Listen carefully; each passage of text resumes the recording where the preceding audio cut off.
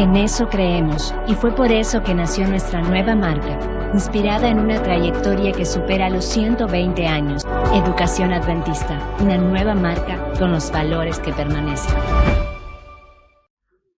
¿Cómo están, estudiantes? Buenas.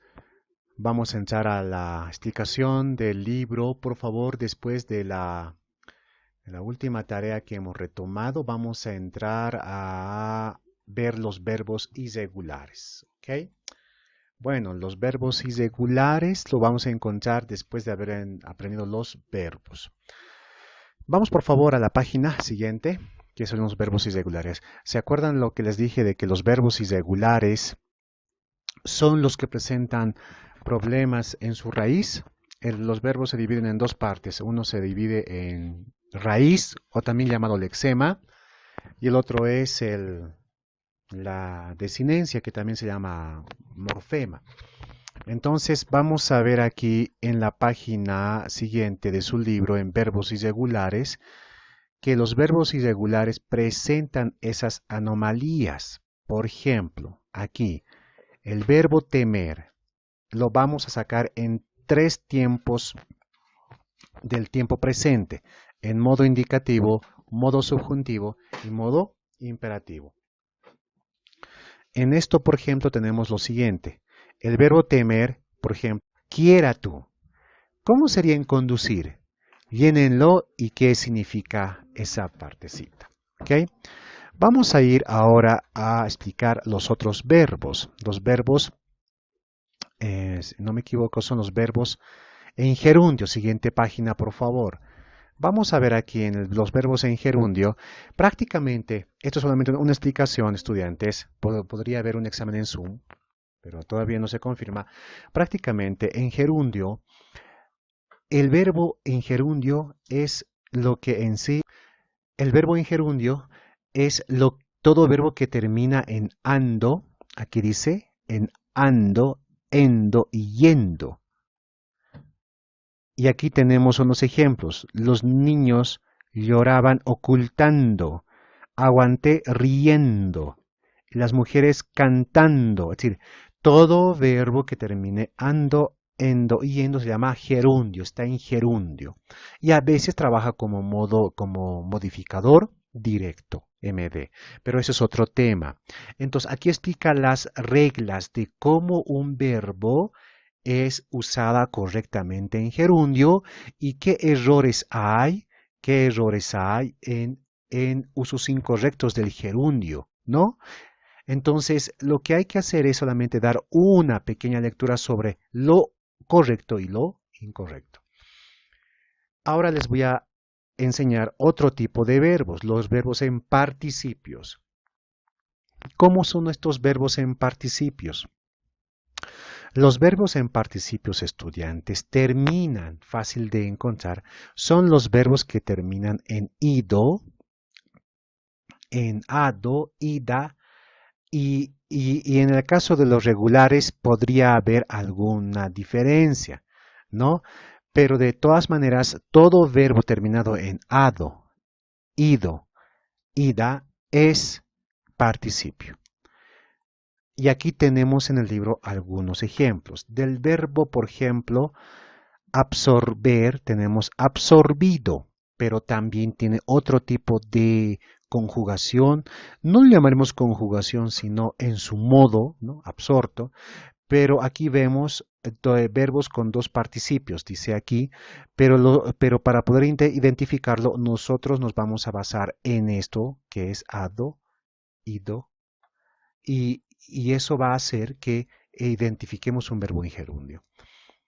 Atender, atendido, confundir, confundido, corromper, corrompido, ¿no? Abstraer, abstraído, ¿no?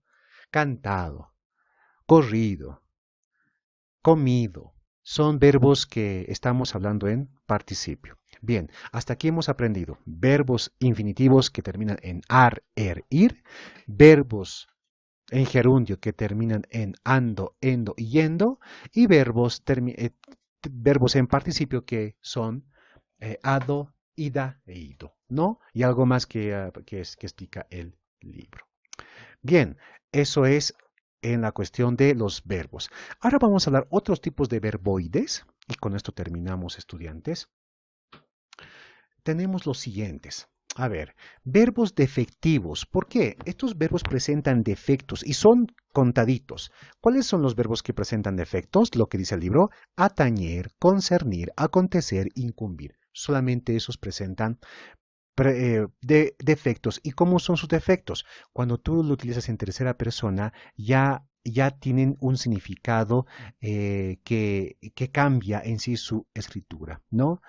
Otro problema de los defectivos es también que trabajan en tercera persona, como hemos dicho, y también trabajan en la cuestión de la primera persona, ¿no?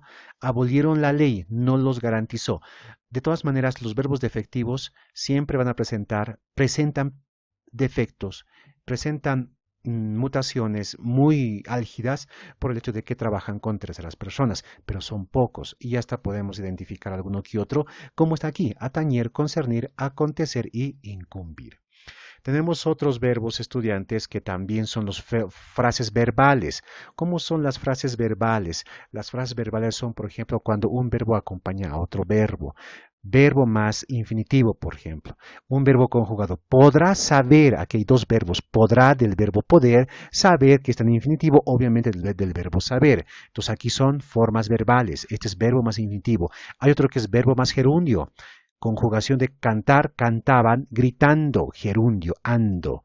Y aquí, cayó fulminado, verbo más participio. ¿Se acuerdan? Gerundio, participio, gerundio y infinitivo. Ahí está. Esas son frases verbales. El verbo hacer presenta algunas irregularidades cuando se presentan en sus modos indicativo, subjuntivo, imperativo. Pero para no ir más allá, en el modo presente, por ejemplo, está hago, haces, hace, hacemos, hacéis, y bueno, y eso hace que, como dice aquí la consigna, el verbo hacer presenta varias raíces, no solo en los distintos grupos de irregularidad, sino en un mismo grupo. En algunos casos carece de desinencia, es decir, en algunos casos ya no tiene morfema, ¿no? Bien, aquí por ejemplo ya se hizo la tarea. Por ejemplo, preocupado. Te veo preocupado. Preocupado, ¿qué verbo es? Participio. Corriendo, ¿qué tipo de verbo es? Gerundio. Cesar la puerta. Cesar, ¿qué tipo de verbo es? Infinitivo. Con esta explicación, estudiantes, empecemos a dominar lo que es el verbo. Gracias. Estudiantes, vamos a hablar ahora sobre el plan lector. Nos toca leer la página 21 el capítulo 21 y el capítulo 22. ¿Se han dado cuenta de que la situación de Santiago mejoró en el capítulo 21? Se enfrentó a su director y saben lo bueno de este muchacho Santiago es que ha defendido el día sábado con citas bíblicas. El director no le pudo rebatir. Y el que estaba bien impresionado era su compañero de curso llamado Matías. ¿Qué enseña esto, jóvenes?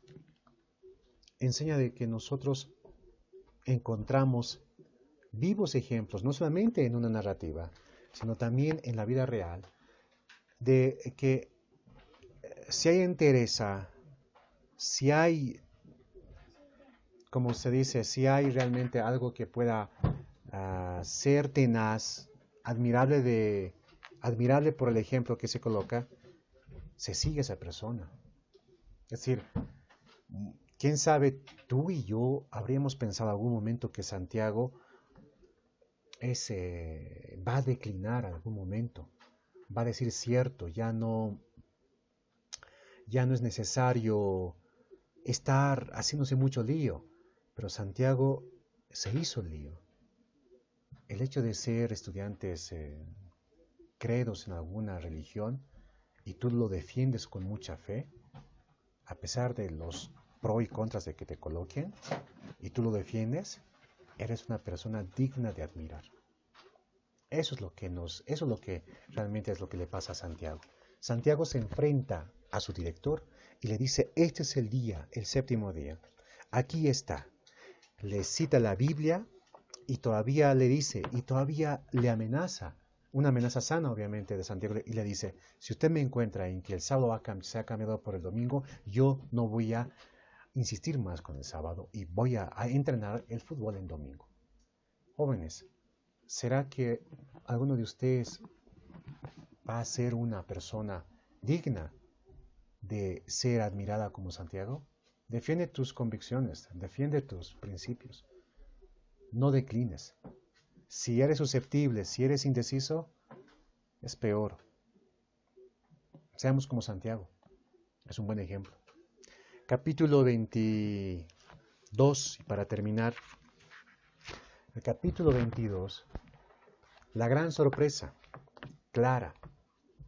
Clara es la que atiende en la casa por más de 10 años, la casa de Matías, e Isabel, que se encuentra en esos momentos desayunando o almorzando con su hijo Matías al lado de Clara, que es la que prepara todo los quehaceres de cocina y de limpieza en casa de Matías, descubre que Clara había sido una persona adventista, que entró a trabajar en algún momento de problemas y ahora está ahí con la familia, y además es alguien que se revela en la página 22 y dice, yo también soy adventista. Matías se sorprende. Saben, jóvenes y señoritas, a pesar de que digamos tú de que no estás decidida o decidido en saber más de la religión, en este caso adventista, hay muchas personas que lo son y hasta ahora, quién sabe, no las has descubierto. Hay la tarea para estos estudiantes, voy a mandarlas en PDF y me la mandan con las consignas que ya posteé tanto en Classroom como en grupo de WhatsApp. Que les vaya muy bien.